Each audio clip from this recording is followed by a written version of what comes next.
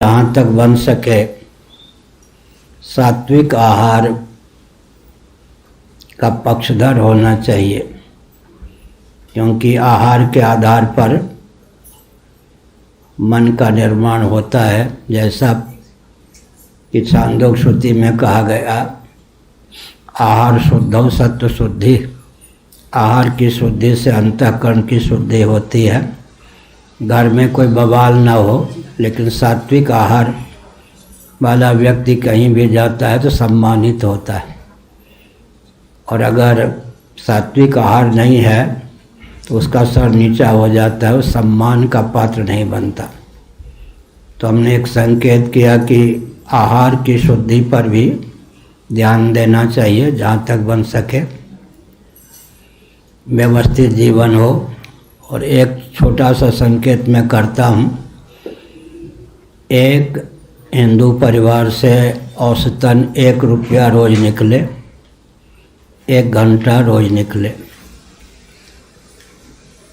उस धन का, उस समय का उपयोग उस क्षेत्र को सुशिक्षित, सुसंस्कृत, संगठित करने में होना चाहिए। कल्पना कीजिए 9 परिवार 1 रुपया रोज नहीं निकाल सकता, तो 10वां व्यक्ति खड़ा हो जाए, 9 परिवार की ओर से 9 रुपया, अपनी ओर से 1 रुपया। कठिन काम नहीं है, 10 रुपया। एक हिंदू परिवार से 1 रुपया 1 घंटा रोज निकले, मठ और मंदिर को अपना केंद्र बनाकर उस समय का, उस संपत्ति का, निधि का उपयोग उसी क्षेत्र के सर्विस उत्कर्ष में हो तो राम राज्य की प्रतिष्ठा हो सकती है। कहीं दीनता दरिद्रता की बात ही नहीं हो सकती। अपने क्षेत्र को शुचिता, स्वच्छता, सुंदरता, शील और स्नेह से संपन्न बनावें। यह वाक्य याद होना चाहिए। शुचिता माने शुद्धता, स्वच्छता, शील और स्नेह से संपन्न व्यक्ति का जीवन हो, और सामाजिक जीवन भी इस ढंग से हो। शुचिता, स्वच्छता,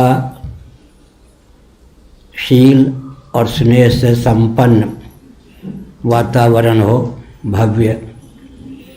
कोई भी गांव में जहाँ तक बन सके अपने क्षेत्र में ऐसा न हो जो आर्थिक विपन्नता का ग्रास हो, दुर्व्यसन मुक्त हो। मैंने एक प्रकल्प 10 और 15 वर्ष की आयु में चलाया था, उसके बाद तो हम इधर आ गए। अंबड़ चरखा का उन दिनों आविष्कार हुआ था।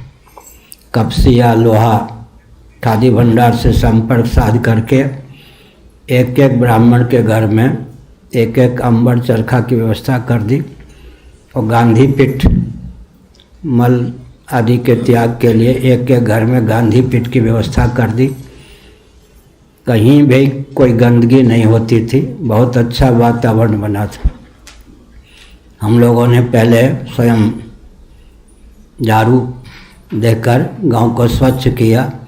1 परिवार में 1 गांधी पीठ, और जो ब्राह्मण लोग बलवान थे, आपस में लड़ते थे, झगड़ते थे, उनको रुई धुनने का प्रशिक्षण दिलवा दिया। 1 घर में अंबर चरखा ला के रख दिया, हरिपुर बक्सी टोल में।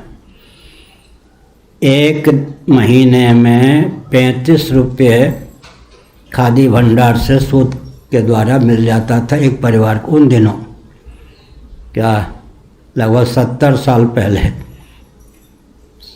एक ब्राह्मण परिवार को खादी भंडार से सूत के बदले 35 रुपये महीना मिल जाते थे।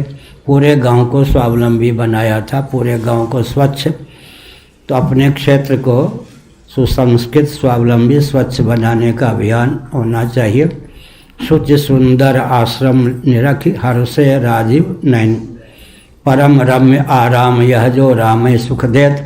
जनक जी के वाटिका का दर्शन करके राम जी को भी प्रसन्नता हुई। को रघुवीर सज संसारा, संसारु शील सन्यास निवाहन हारू।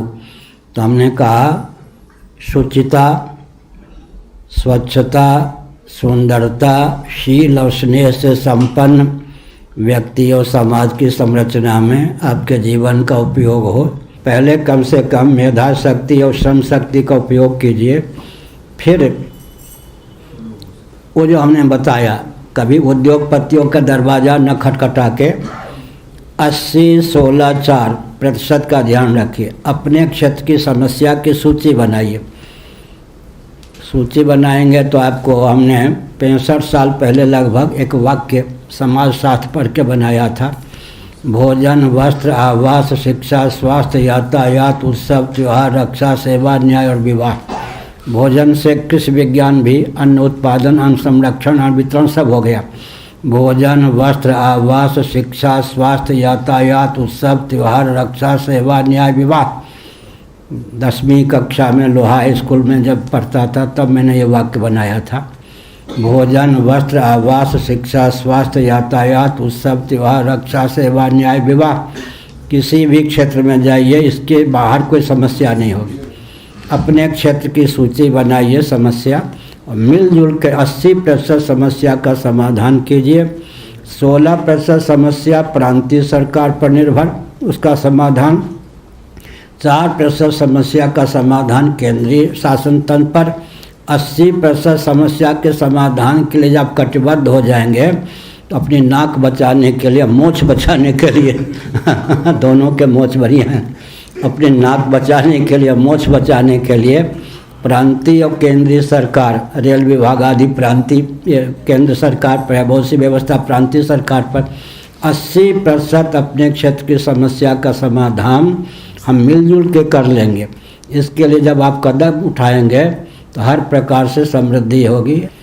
तो संघ शक्ति क्या, वो जो मैंने कहा फिर ध्यान रखिए, एक परिवार से 1 रुपया 1 घंटा औसतन रोज़ निकालना कठिन नहीं। कोई खैनी खाते हो तम्बाकू, उसमें कटौती कर लें। कोई पान खाते हो, जर्दा खाते हो, उसमें कटौती कर लें। अगर 9 परिवार इतना गरीब है तो 10वां खड़ा हो जाए। 9 परिवार के बदले 9 रुपये अपने लिए 10 रुपये निकाले। एक परिवार से औसतन 1 रुपया निकले और 1 घंटा निकले, किस समस्या का समाधान नहीं हो सकता है।